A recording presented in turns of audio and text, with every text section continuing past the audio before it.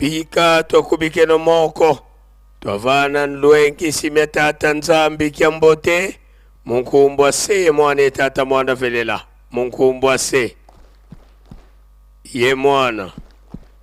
Ye tata mwana velela. Papa ye mama tulendele kutufwanda. Mozola kwa se ye mwana ye tata mwana velela. Tuena kintwadi ye tata nzambi. Tata nzambi vakati kwa bana babantu. Silo mfumoto Yesu Kristo. Fokwenda kakwenda kenda kutulombela nsadisi. Impeve ya nlongo ya kedika ilemba ninzatambula. Kadika kanzeiku. Beto tubankwa nsambo.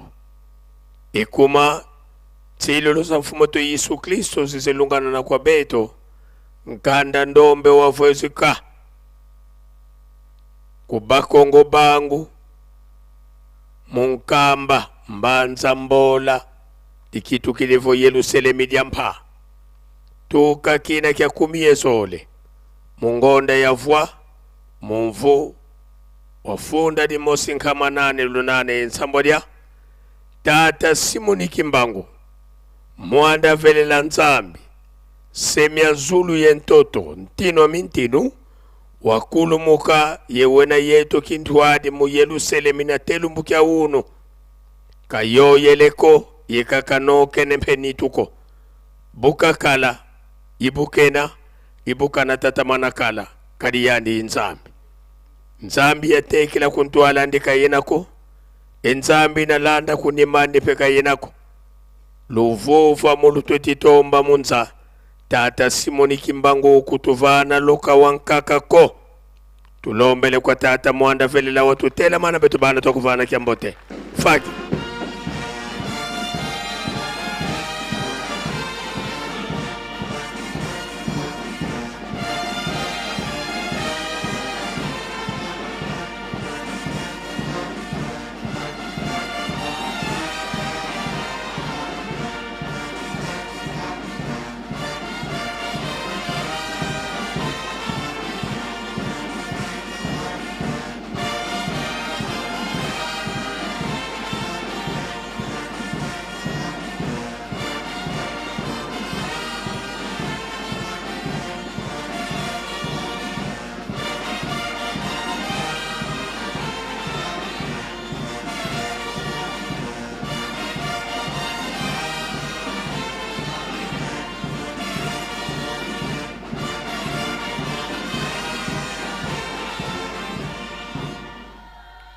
Pika tokubike no moko. Twavana sedito. Kiambote. Munkumbwa se mwane tata mwanda velela. Munkumbwa se. Ye mwana. Ye tata mwanda velela.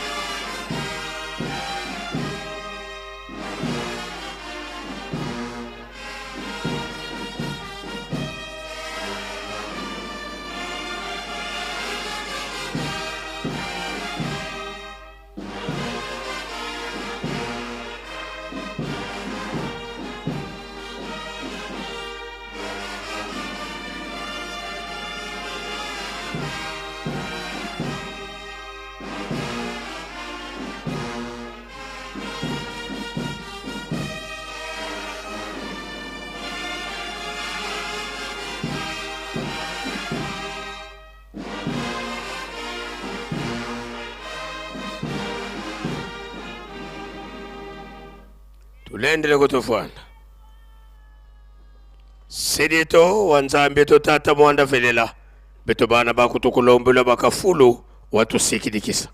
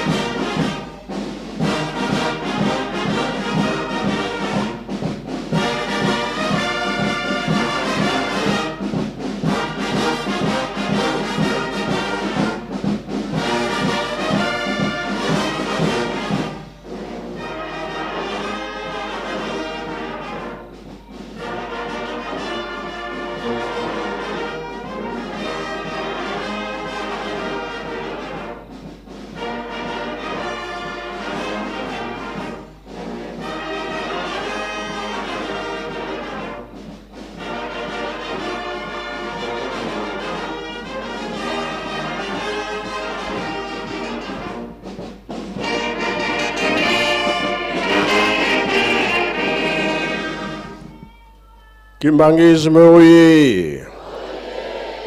Kimbangisme oye! Kimbangisme oye!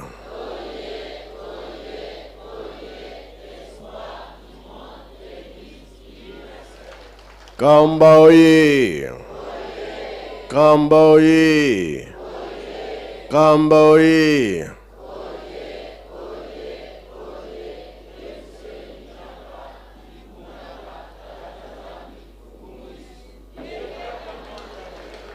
Bajeno oye! Bajeno oye! Bajeno oye!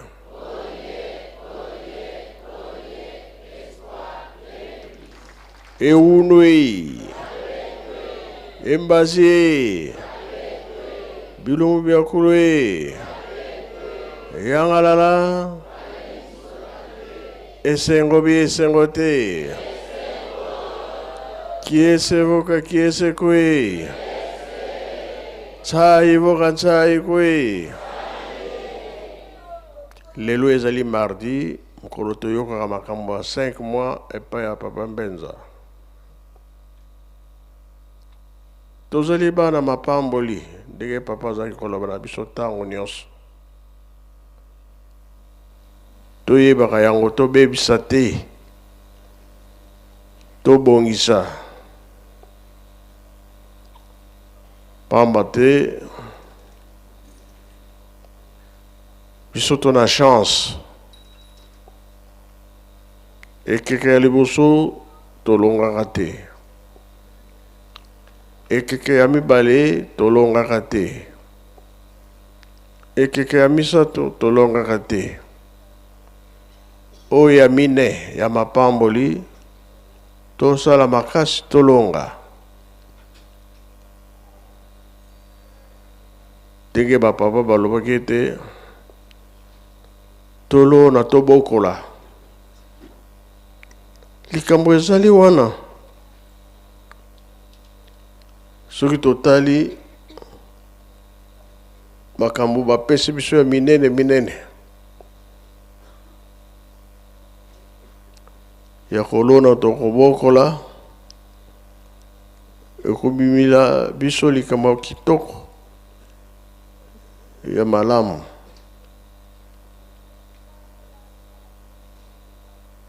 toyebi mosala oyo tozosala po soki totali bamosusu bazwaki 1/4 biso bamosusu toza na 3/4 ekoyela biso ndenge nini na maloba bapapa totosa tokoloba moke lisese ya nkolo Yesu oye alobaki mo basalaka bilanga balonaka bazwaka bagraine bazwaka bwaka soki ekwei na nzela ndeka likolo bakolia yango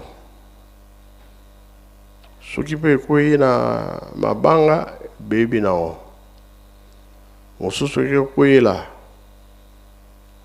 na banzube basende me boti kitoko oyo kweli pe sika malamu ekobota kitoko toyelakisi ke bazali koteya biso okweli wapi ane yango tozosilisa ya 2025 soki osali bilan obebisaki malamu change lana sala nzela ya malamu oyo ekobongisa yo Papa Elebe, Papa Nduna, De Gaulle, tant que la personne a matière commune. Pour l'élaxite, lycée Saint-Coloïs, ils allaient pour la biso, toujours ça de la Nzambé.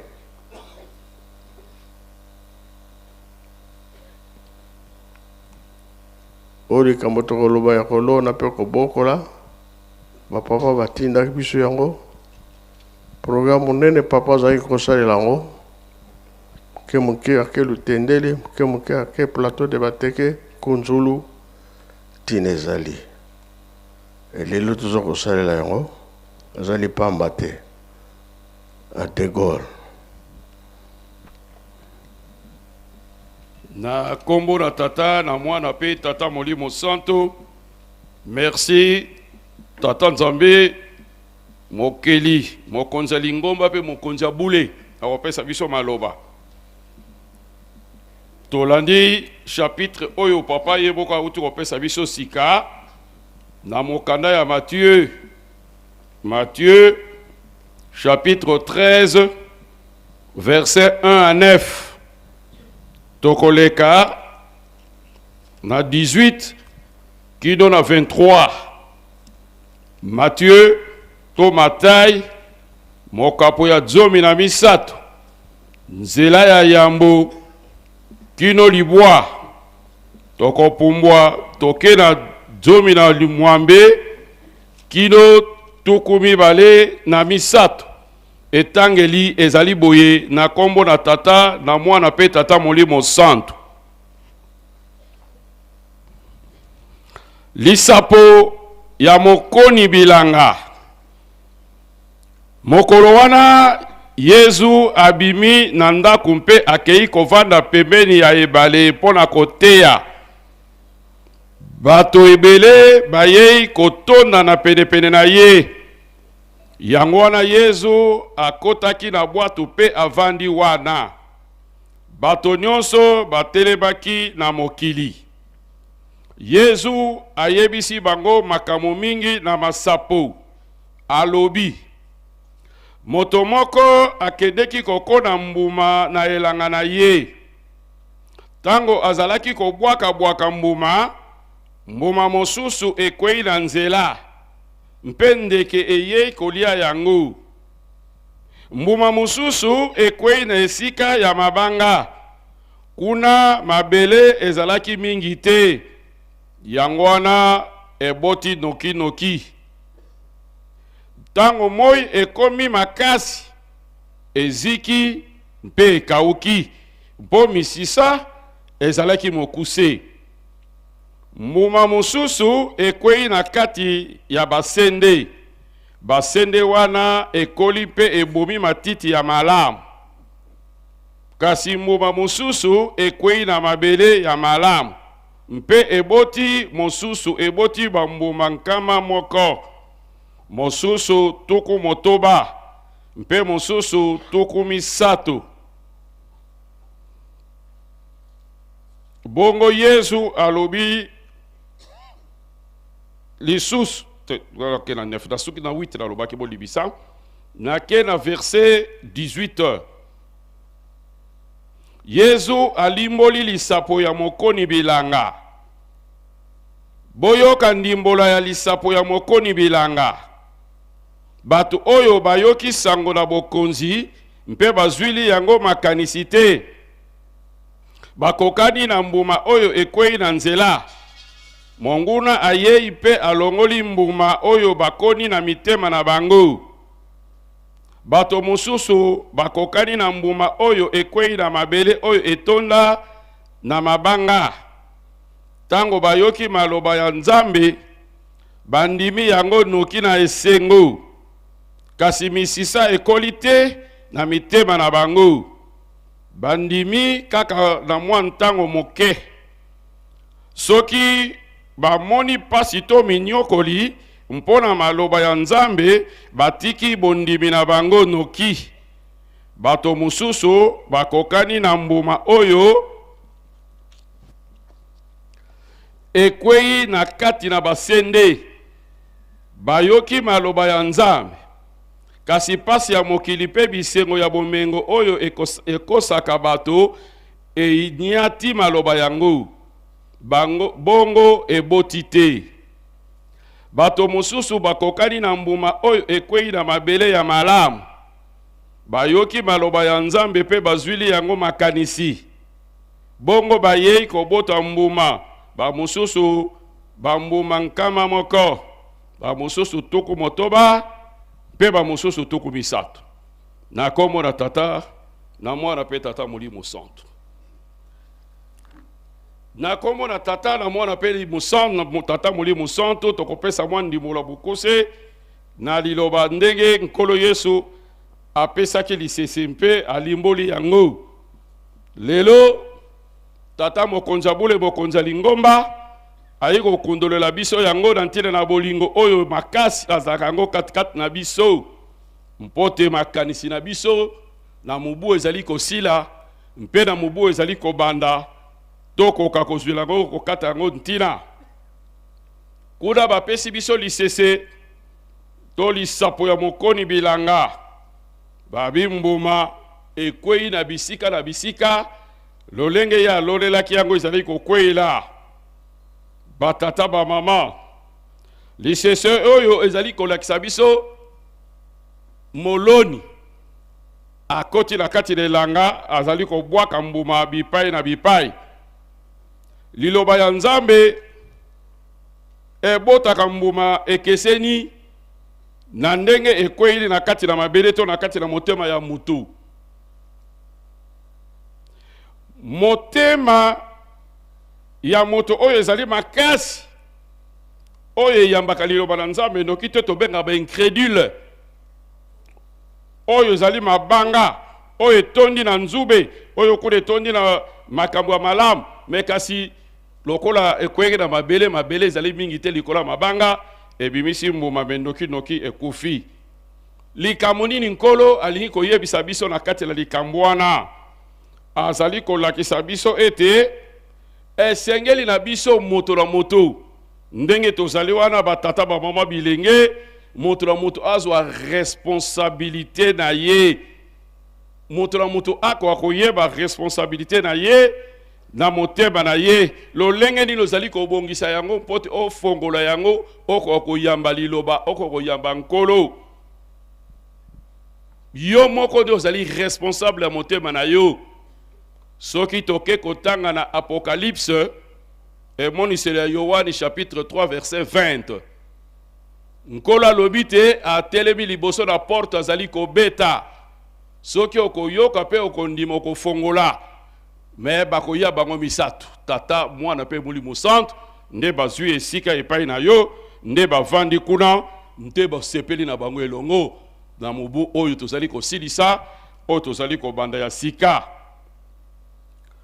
batata ba mama esengeli na biso koyeba ete moto oyo aza na kati na biso tendance mibale oyo eza kati na biso oyo tobundisaka biso oyo toboyaka yango nde tosalaka mingi me kasi oyo tolingaka tokoka kosala yango te toza na courage ya kosala yango te Matthieu chapitre 15 verset 11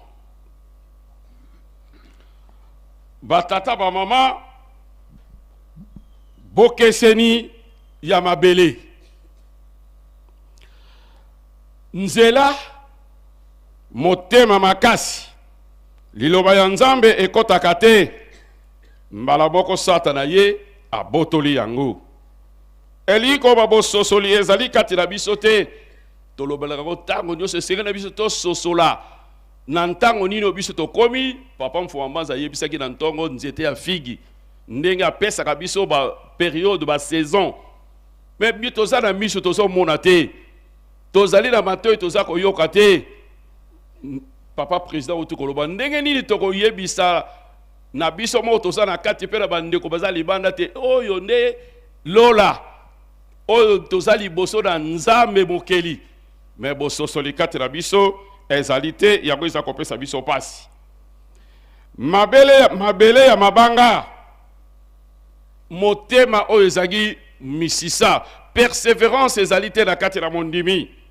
ayambi liloba noki mbala mosusu asepelaki parce que azwi mobali ya kimagiste mais soki libala ekofi abia ngai nakotaki na lingomba mpo te mobali na ngai yo mobali nde akotisaka lokola aboyi ngai to lokola akofi nakosambela susu te azongi na lingomba oyo azalaki bamosusu lokola fanfare ebetaki asepelaki muziki kuna chorale bayebi bafliki asepeli akomi kimagiste mais liboso ya mikakatano bososoli ezali te momekano ya ndenge na mwa tentation moke eye nde tolobaka te ntotolofiuma minuki zezele akitisi kondima pamba te libala ekufi boala nde bakwei na mabanga akawuki na mbala moko oyo ekwei na nzube motema na biso to bomoi na biso eza kokota mingi na distraction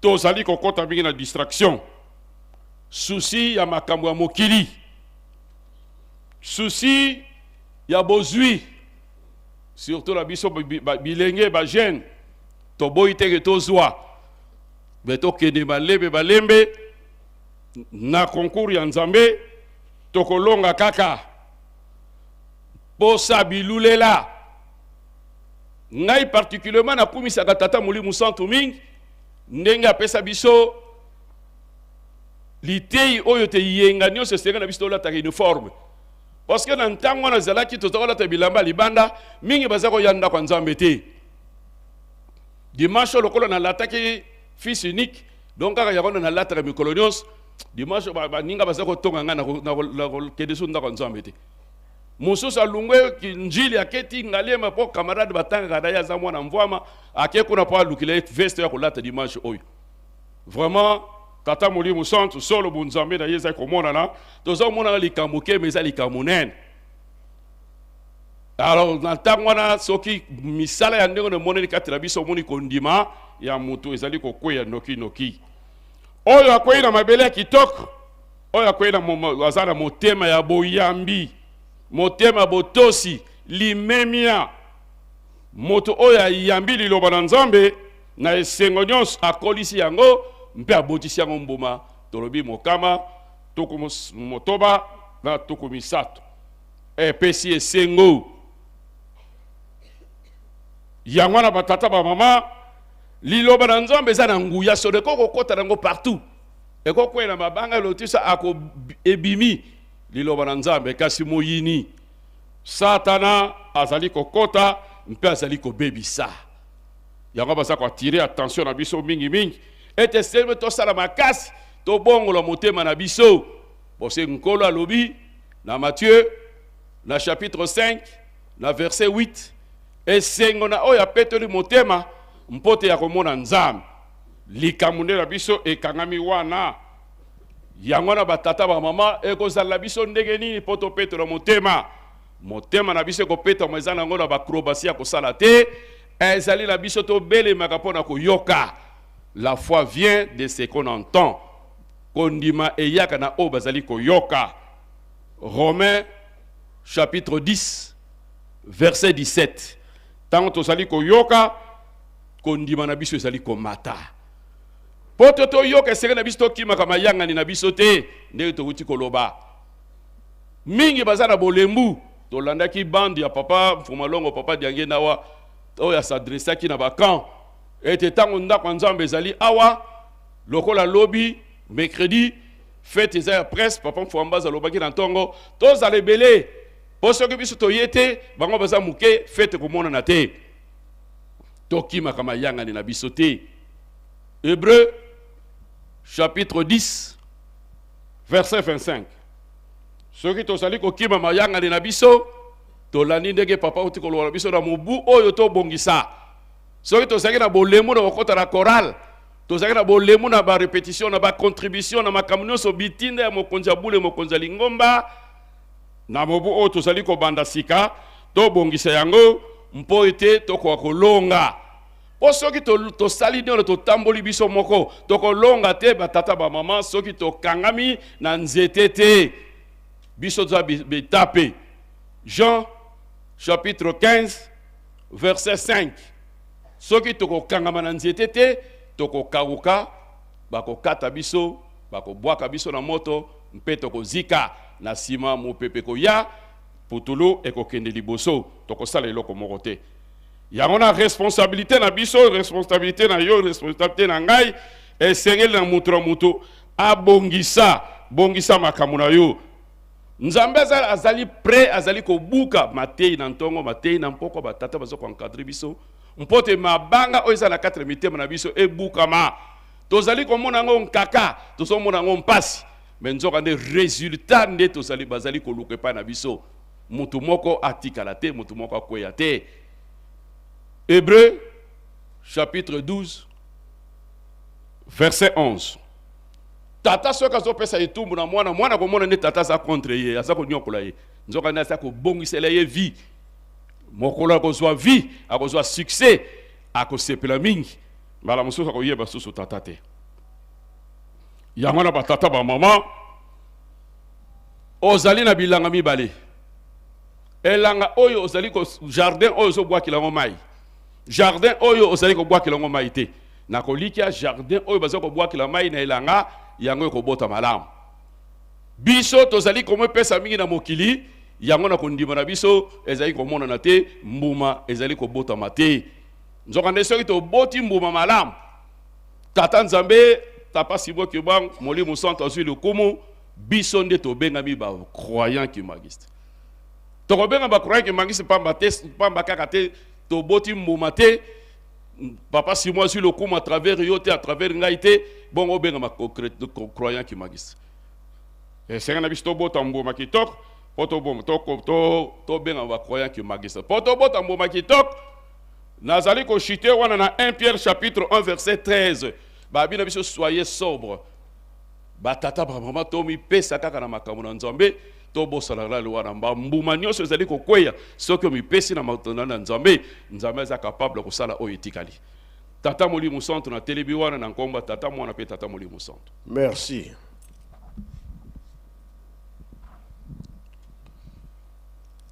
Na komona Nzambe tata mwana tata Molimo Santo, tata Molimo Santo papa Simon Kimbangu Kiangani, merci pour na maloba.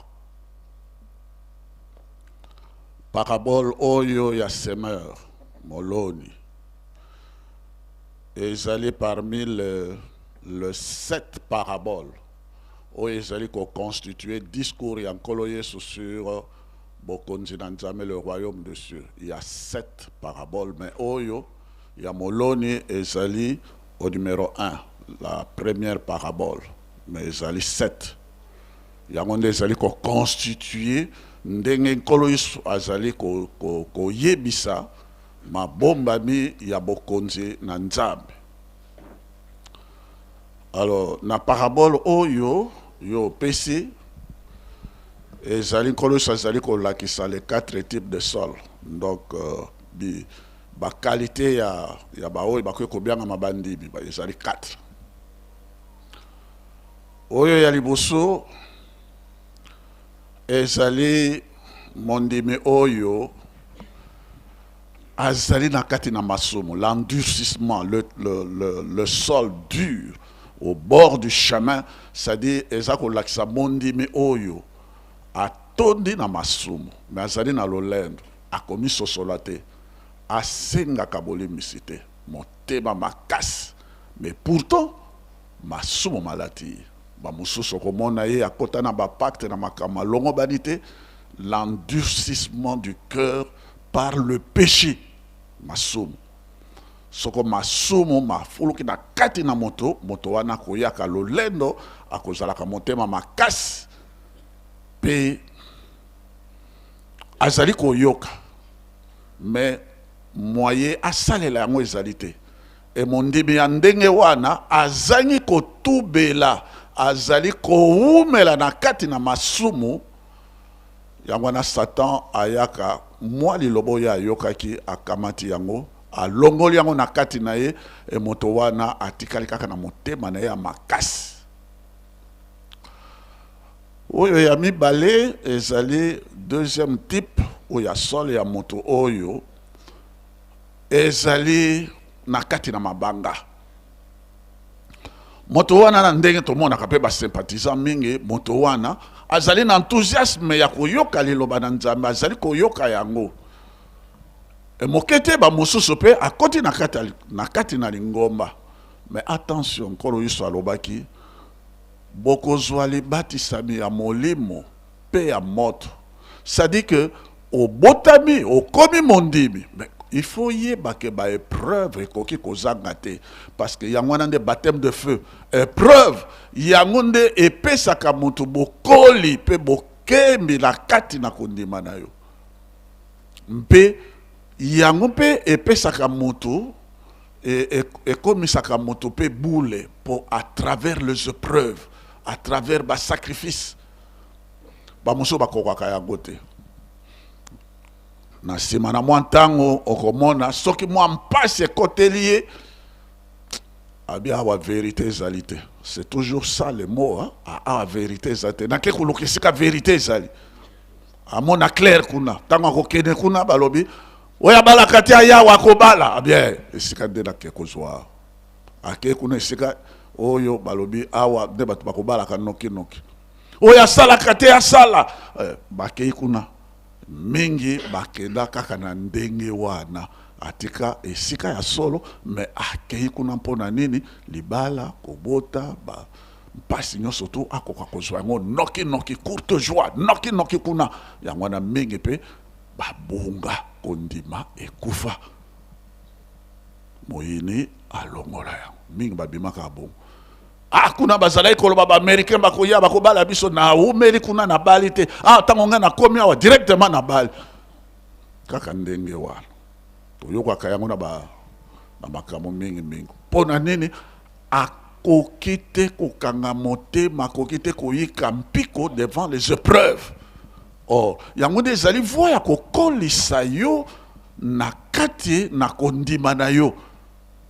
Misisa ezangi na kati na kondima moto wana pe abu. Troisième type ya sol yango ndenge collègue pa uti koloba ezali makambo tozali komona moto akomi na mondima azali ne na kata lingomba aza koyoka liloba na Nzambe mais après tout okomona mondimi wana eh bien baposa bilaka mwisali kotam mais bilaka mwisali ko humela bilaka yango il est toujours dérangeur na kata bilaka pona nini il faut ça noki ndinga wana pe Moïse amonaka passe pona nini ba oyo bazalaka na mikakatano à l'époque de Pharaon ba pe babima kaka bana en Israël te beaucoup de gens qui étaient en souffrance en Égypte bango mingi pe ba bima ki ba profita ki na sorti ya bana en Israël.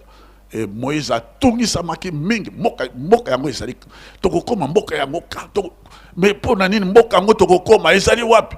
Moïse a beaucoup souffert à cause de ça. Et bato wana bazalaki bato kuto ba pesaki sembese makasi penza na vodo. Omoni Moïse toza kolanda ake ko umela kuna ke ko kufa biso to sala ya biso Nzambe ke ko na biso to zonga na biso. C'était comme ça ba dérangeur ba zimbisi ba kota na kati na lingoma me ba plaisir ya mokili et memi bango okomona mondimi wana très souvent okomona mondimi wana na kati na ba réseaux sociaux akomi na ye fana ya ba réseaux sociaux la parole de Dieu ils ont côté les sous-soutés okomona na ba écouteur ati ba écouteur même na ndako Nzambe il ne suit plus la parole de Dieu maloba Nzambe azali sous kunate ezomela okomona na ba réseaux sociaux balobi kuna boy emporté par ba réseaux sociaux emporté par ba makambo ya écouteur ba nzembo et finalement étouffé ba épine wana ba c'était étouffé fona ye il ne peut plus grandir. A commis une distraction. Mon sosopé, au comment a du téléphone en Nakwanzame. Ou bien à Bissika Moussous. Azali ko passer en revue les belles femmes qu'il trouve dans la photo. Il y a téléphone. Il est tout le temps là avec des. Pour trouver Kakaban. Kaka, Mposa ya makamu ya bonjout. C'est ça 666. Makamu kaka ya bonjout. Et Kondimagnon surtout, Ezali Kokufa. Ça c'est le sol où Ezali ya épine. Maintenant, Motowana, Mondimiwana, Ndenge Tata Yolobaki, na ekomi na ye tellement qu'azali étouffé na ba souci na ba mposa na makani chakei nzoto nyonso tout ekomi soko ndenge nini. Finalement, répétition ya chorale akoya lisusu te. Komone lisusu na chorale te.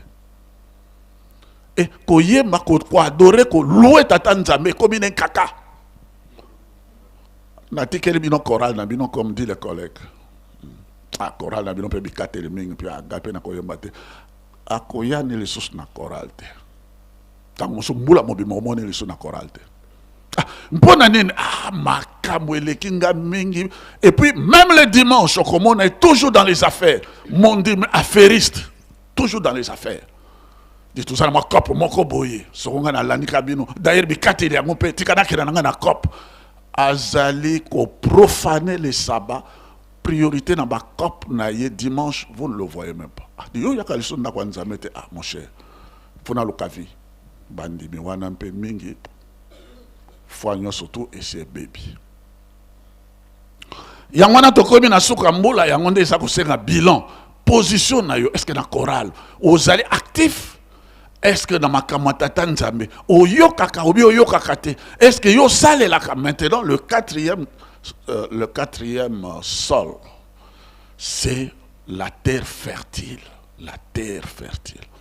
Terre fertile ezali mondimi oyo ayokaka akomprenaka andimi mpe atosaka abotaka mbuma ya molimo.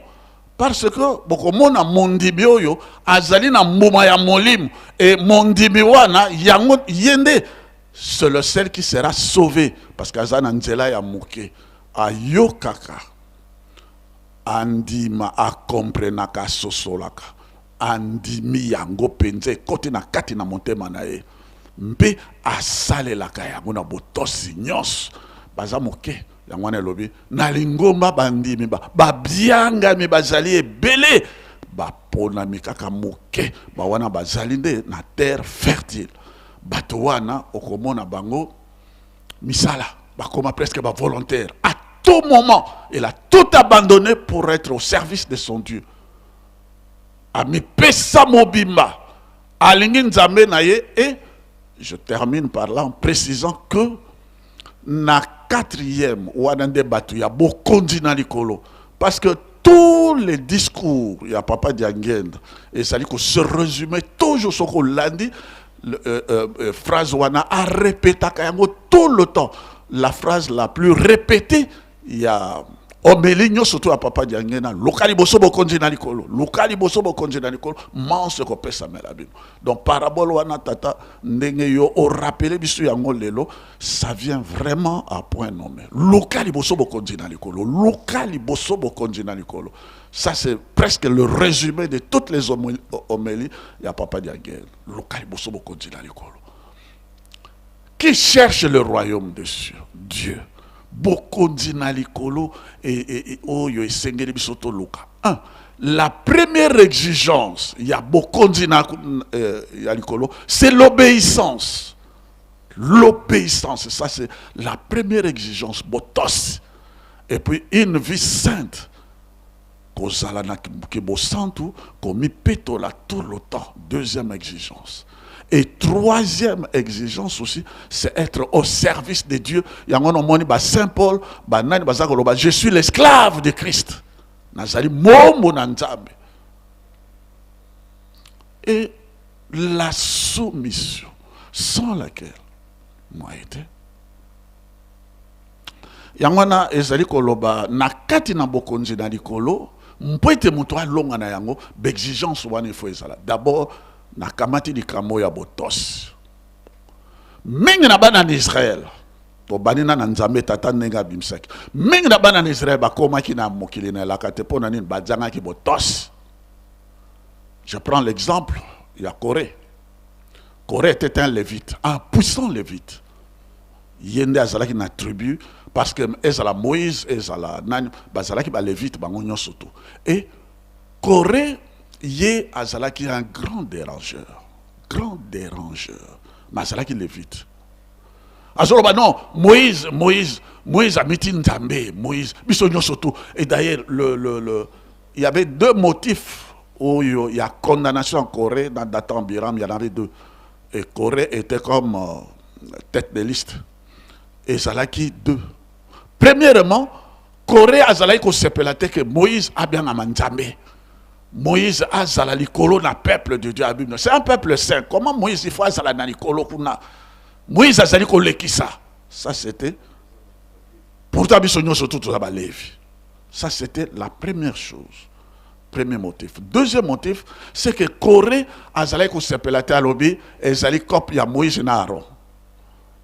Monika na kata famille na mango bonganga nyonso tu ya Nzambe et bani na Moïse apesa ngo na Aaron apesa ngo na Éléazar na bana na et tout ça etc. ça reste là-bas chez eux. Non, alors la rébellion de Corée, c'était ça, ces deux grands motifs. Et puis Moïse pendant qu'on l'a qui ça la première exigence il y a royaume il y a tata Nzambe, c'est l'obéissance, la soumission.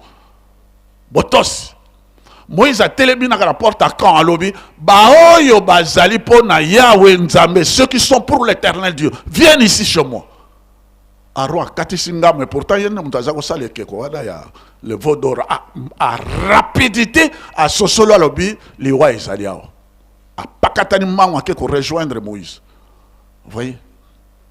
Soki to komi na suka sanza omo na suka mbola omoni que yo salaki na position mabe o salaki mabe quel que soit mabe yeba ko changer position ko senga bolemis tout ça le royaume de Dieu c'est d'abord une affaire d'obéissance.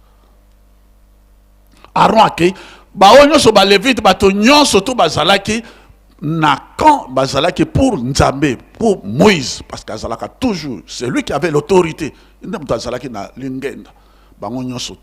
Et Corée Moïse exagère. Il est resté, lui, Corée, Dathan, Abiram, plus de 250 partisans naïe, Mabélé, Fongwame, Bakundama qui vivant, et puis Mabélé et Zipi Bango sans trace. Nzambe Nakati Nabo continue le royaume dessus, Alingaka Makambo, il y a rébellion, révolte, murmure, Alingaka Yangote. Koloye Soupé a été kamatika exemple. On pouvait prendre encore d'autres, mais faute de temps. Koloye Soye. Tant qu'on Koloye Salobi, à l'obi, sans moi, vous ne pouvez rien. Chapitre, Jean, chapitre 15, verset 5 jusqu'à 8. Koloye Salobi, sans moi, vous ne pouvez rien. Na soki nangaite, boko kokelo comme côté. C'est-à-dire qu'il faut rester collé à moi. Ngai na bino liloba oyo nanga na zakotia na kati na bino bino na kati na ngai ndebo kobuta mbom. Toujours l'obéissance. Bozala bokangana na ngai. Soki bokangani na ngai te bokokoka eloko moko te. Yangwana baoyo balanda ki nkolo Yesu na solo na motema moko na mayele na nguya na bango nyonso tu bakomaki baomo ya nkolo Yesu bangwana nde basalaki mosala kokamwa. L'église primitive et banaki na bato wana salamaki na bango pona botosi. Nkolo Yesu mpe alobi yango lisusu na Matthieu chapitre 12 verset 30 si je ne me trompe pas. Alobi oya sangisaka na ngai oyo celui qui n'est pas avec moi est contre moi. Oya sanga asangisaka na ngai te apanzaka. Parole de Jésus-Christ. Ça veut dire quoi? Ça veut dire que dans Bokonzi na Nzambe, il n'y a pas de neutralité. Neutre azalakate. Où tu es naye Nzambe, oui, ozali naye na bomoko, na motema moko, na makanisino, na nguya na yo. Et c'est ça d'ailleurs le premier commandement en Israël. linga nzambe na motema moko na makanisi na nguya na yo nyonso to fo linga ye. Donc nzambe na bokonzi na nzambe, il y a pas de neutralité, il y a pas d'intermédiaire. Et ou tu es avec lui ou tu n'es pas avec lui. Position médiane ezalakate. Na bokonzi na nzambe, c'est ça. Yangwana Lucifer na baoyo batosaki ye. Na baoyo bazalaki neutre ni na epai na nzambe ni epai na Lucifer, bazalaki na bako neutre. Bato wana nyonso tout akweyisaki ba neutre. Et c'est comme cela que papa Diangenda akoya ko résumer yango ayebisi yango na lisese na ye ya Momeli Masanga. Il y avait d'un côté Mpuku, Nkolondako. Mais malheureusement, il n'y avait pas de fenêtre. Et puis il avait un adversaire redoutable, le serpent. Les gororo na yemutazalaki na kati wana bi ngai na problème te, c'est ce qui tola non na message à papa, c'est comme ça qu'il explique ça. Ngai na problème te, Mpuku akolia ngai te talande nzoto na ngai ezali. Mpuku akolia pardon, nyoka akolia obele Mpuku. Makamwe za ko concerner kaka bango. Non, bango nyonso to bakenaki. Donc neutre azalakat. Et Colosse dans Apocalypse chapitre 3 verset 15 à 16 à l'obiang. Obion zali moto, obion zali mpio. Mais kaso zali ni chaud ni froid na kosanza yo. Donc na bokonzi na nzambe, il faut ozala na position claire et nette. Ni pour ni contre, tantôt plutôt bokonzi na nzambe elingaka makambo wana te. Voilà. Et aussi, il y a beaucoup de chapitres faute de temps. Nalikambo yo ya moloni ya kalampe ya sika. Depuis 1921, to komi na sika bona toura molio mosang. Na 1921, Tata Kimbangu akbatini bato bakenda ko soma mikana boku ya banzemo. Balobi ye Kimbangu azali ka ko sekusa bibem. Est-ce que ya ko kozwa ko sekusa akoki kosenga banzemo te? Papa Kimbangu abongisi na nkolo oyo atindaki ye po atosaki ye na moto te une mort. Il y a prisonnier 30 ans après, vendredi à 15h comme le Christ. Yangonde moni c'était amemaki ekuluzo de te kilo na suka. Exemple wana ya botositi kilo na suka, sacrifice wana. Et biso ba africain toujours héritage wana. Et loko wana eyeko lakisa ete asengi boyokani nzembo ebim amakesa manungi. Nzembo wana tango yango ebibi le 18 mai 1921, à partir de ce moment-là, donc mbuma moloni kolona oyo tata molio mosanto aye na ndenge netinda ya nkolo Yesu ezali na 4 parties oyo milona ezali ko Bible. 1. La parole de Dieu, la Bible. Bible oyo yango na totanga ba chapitre ndenge yo pesi biso yango. Na kati na Bible yango na papa ki mbanga lobaki manso bokozala ngo posa botanga na kati na Bible. Même date oya Noël. Makambo nyonso to na kati na Bible. Bible nde ezali ko lakisa biso ndenge balobaka oyo babengaka yango niveau. Tozomona na kati ya Bible. 1. La Bible. Ce n'est pas tout. 2. Le magistère. Maloba ye moko papa ki mango yangwana ça fait autorité ya kotosa ya kolanda papa ki mbango ibaya lobaki temple kotongama na kam yangona temple etongami apesi bilaka tokozwa bonsomi yangwana toji bonsomi monyo surtout batosaki engebene liloba na ye babotaki mboma bajipe mapamboli bakoti pe na Yerusalem. Donc maloba ya tata ki mbango yemo maloba ya ba papa magistère maloba ya yo tata molio bonsanto maloba les loba wana yango nde ezali semence les loba ezali koya et les loba wana ya yo magistère ezali mpe semence mosusu maloba wana mosusu ezali na banzembo l'hymnologie kimbangiste banjelo bazali koyeba ba message bazali kopesa depuis ba papa bango misato depuis yo pe ozali kotamolisa lingoma banjelo bazali koyeba bazopesa biso explication tala tata molio mosan tala ndenge ya lingi tala bilaka ti ndenge papa Diange dans ça ko expliquer biso moto akela maka ya liboso moto mwindo akela maka awa na nkama en Afrique ici na Congo awa na nkamba Les sumu to salaki ezalaki bondoki. Mpoto longo na kati na paso to senga bolemis. C'est le magistère. Ba mususu ba latisak batos, ba mususu batosité. Bokondi na likolo ezali ko passer par toutes ces exigences là. Semence wana liloba wana et puis tradition. Ba mbuta oya kala kala ba tradition de l'église ya ngwanande ezali milona ya tata molio monsanto. Et ba papa ba tikeli biso de loba. Papa diange na tikeli biso résumé. Na tikeli bino bolingo mibeko pe misala ezali ekangeli ya biso misato. Soki boko salela yango te passe na bino kosila te. Wana ezali semence ya liloba. Yango nande biso tozali kosalela. Mais mingi bako salela yango te. Et puis papa dialunga na kiangali nkolo Yesu. Atikeli yo liloba lobi. Teya na kati na mokili mobimba ke tata kimbango azali moli momo mon centre. C'est ça la sémence. Et c'est ça l'évangile éternel. Mokili mobimba bako sosola ete tata kimbango azalaka mpe azali mpe akozala bikeke na bikeke ya azali ya bomo tata molio mon centre. Et ici qu'on a biso ezali epai na ye. Je me réjouis, papa, dans un mois témoin, pas moi témoin, mais témoin, le 17 février 1991, dans Banzango, papa Diangue Nakamati de Lobalobi, papa Kimbango Alobaki, Mouinda Kokoma Mondele, Mondela Okoma Mouindo. Est-ce que Bilon Bokonde Makango, Nanda Kwanzame, Nambanzango, Tolobi, ah oui, Bamusus Bandi, bite. Mais à l'obi, tata Kimbang à l'obaki, nakobota malisoso na 1918. Est-ce que bilo bokondi makete ngainde papa Kimbang? Papa diange na ubeli na kati na biso, mais tozalaki ko yebate, tozalaki ko ndimate, tozalaki ko sosolate, et mingi pe batosa ki yete. Yangwana sa kolwa bolo kaliboso bokonzi na likolo. Ko bokonzi na likolo, il faut ko yeba nzambe. Il faut qu'on sosolaye, il faut qu'on dimelaye, il faut qu'on tosaye. Ça commence par cette exigence-là d'abord. Il y a obéissance.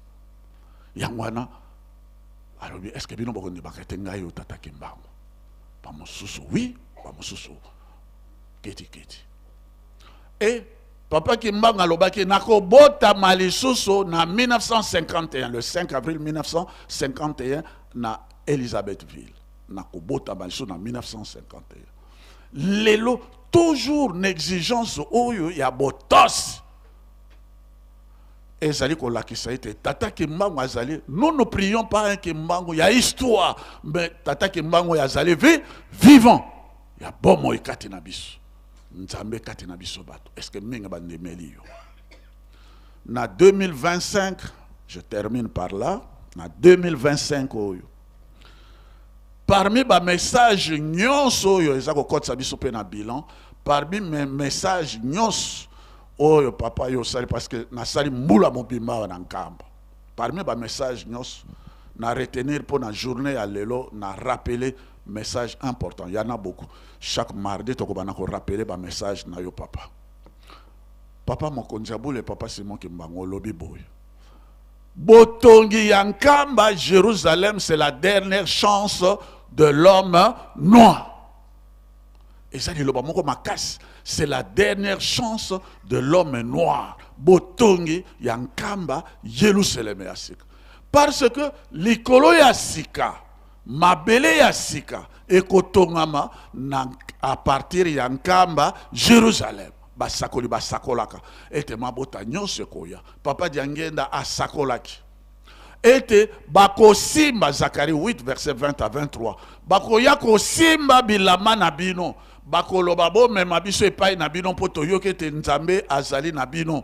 Nzambe azali esika mususu te azali esika na balobi bakosimba elama na moyuda bare, c'était le 2 avril 1990 à Matadi Mayo. Bare esika wana bakosimba nde elama na yo kimbangiste bakoloba mema biso epai na bino nzambe azali na bino. Bato nyonso to direction na bango na Nkamba Jérusalem parce que awa nde esika likolo ya sika mpe mabele ya sika ezali kotonga manzamba lobaki je fais toutes choses nouvelles. Apocalypse 21 verset 3 jusqu'à 8. Et si quand Nzambe akopangwisa mpisoli na miso na biso, pe akokawisa yango.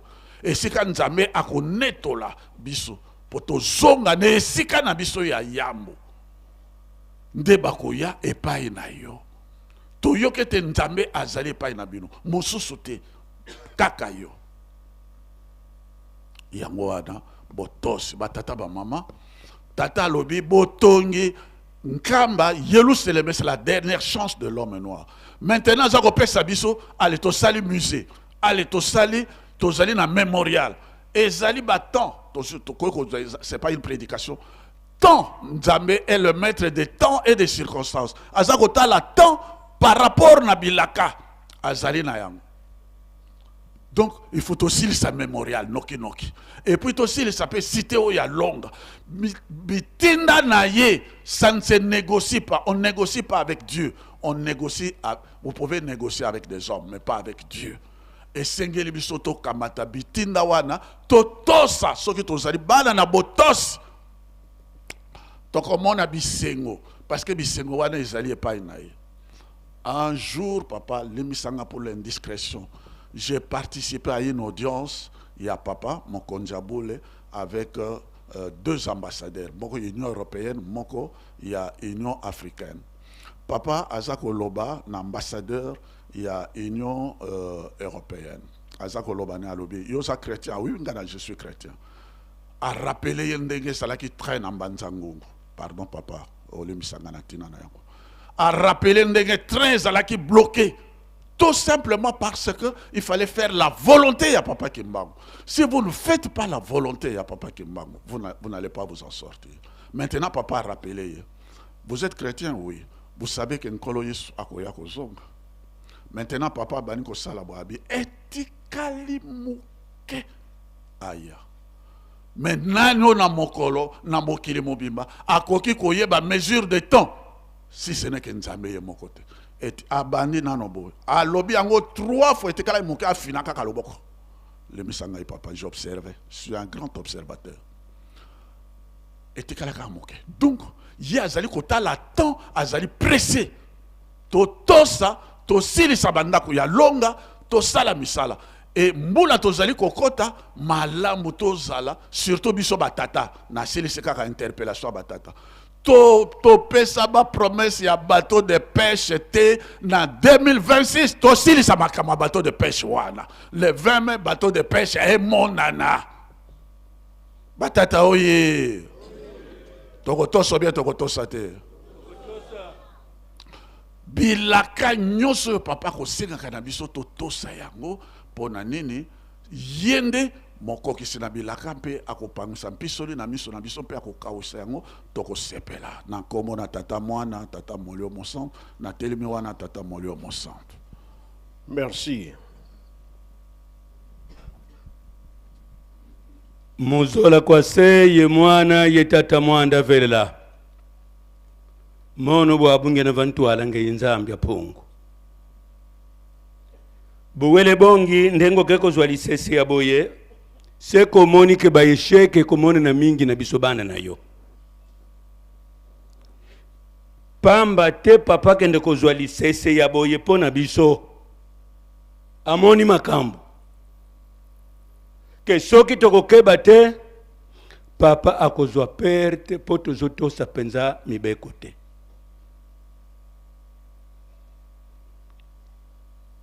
Motema ya mutu soki ezali kola balabala mutu moko akolona na kati ya balabala te meme oyekula siansi ya agriculture te toke kotambola na bamboka nzinga okende komona mutu moko te ke azolona na balabala rien.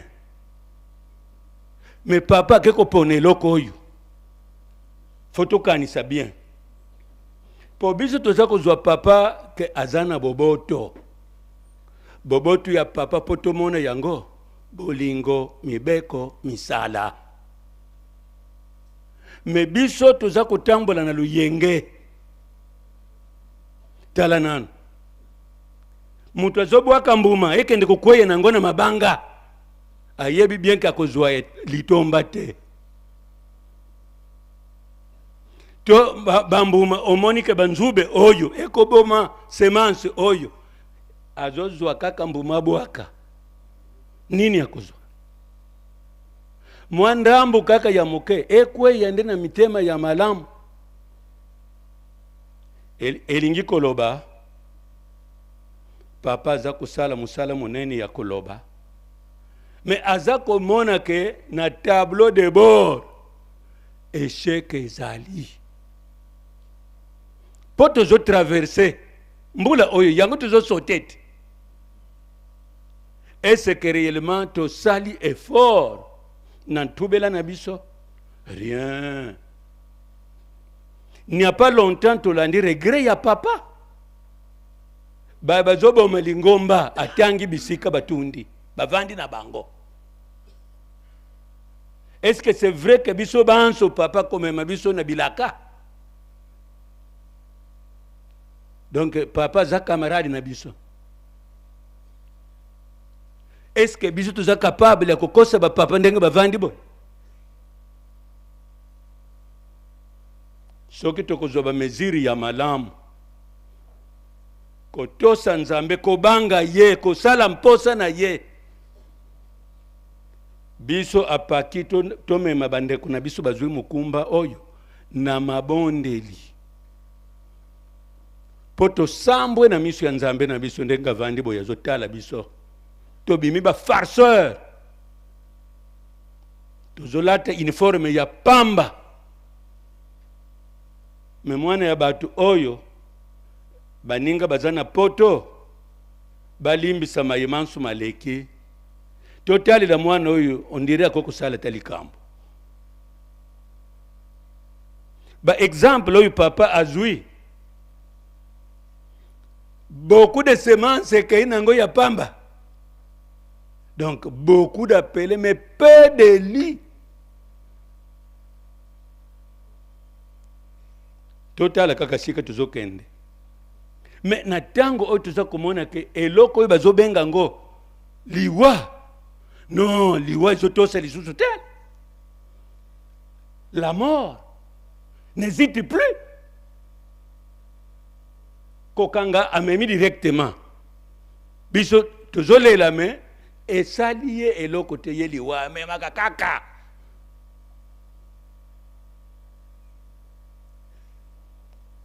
Lisese ya papa tokende kotanga na suka ba passage biblique mususu ezali kuna ke ngai na bayi baza kotosa ngai te ata baza kotala boyi bamona eloko te noki baya kobondela ngai na bikisa bango. Merci nzambe alobili biso na masese batuna kinkolo kasi pona nino zozwa masese oyo bandiko zwa boy tiens po no kite ba yakobondela ngai na bikisa bango landa tanga perikope oyo mobimba na yango kokende ko comprendre pasi ekozala bai baza komona ke bazokosa papa bango nde bakokosama na kombo na tata na mwana mulimo santo. Merci Bamuta Bokeno Rwanda. Totondi nzambe na biso na boboto boyo. Merci. Tuzoko tonga Yerusalemi ezali pamba te. Tolo na peto bokola ezali pamba te. Eza musala batata batikeli biso. Pona nini bayekoli nyonso nkolo Yesu babomaki bango moko kaka azalaki na prison ezalaki Jean na île nkolo Yesu alobi na ye mokili ya sika mboka ya sika nde alakisaki ye donc alongolaki oyo kolo Yesu ezaki na bango atindi awa sikoyo Yema moko papa mfuma longa loba na biso. Tokotonga bie tokotonga te tondima ki tokotonga. Kasi soki tobebisi bakobotola ngo na bapaya. Babotola? Tikiti bapaya babotola na bango te. Babotola te, Tokosala? Oui, tozali kosala. Ya biso. Oh, machaba.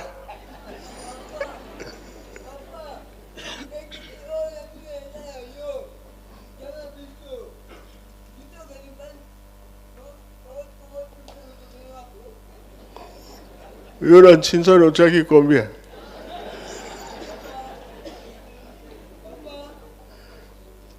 Oui, machaba. Ikwange tulaka.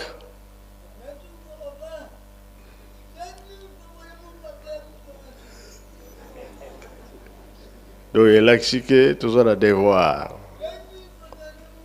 J'étais qui dirigeant à ça, les Camboya bien. Machine, il dirigeant, il va dans ça, la bilok. Il y a l'action que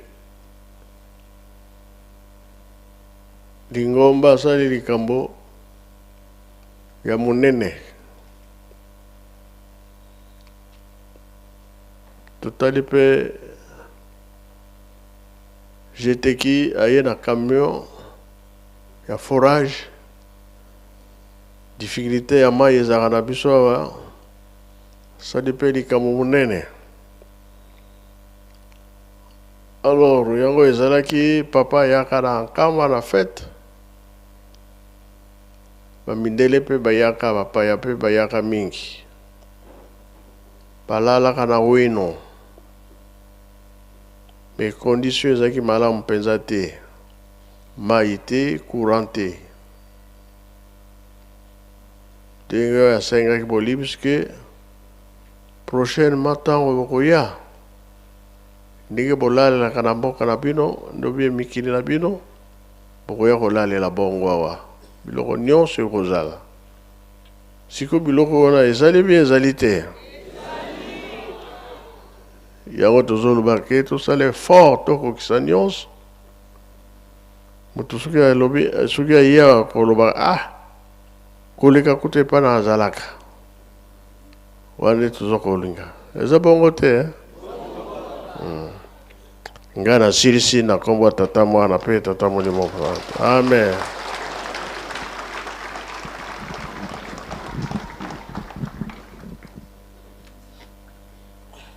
Merci papa ndengo pesi biso nzela kolanda pe koyoka makambo ya 5 mois.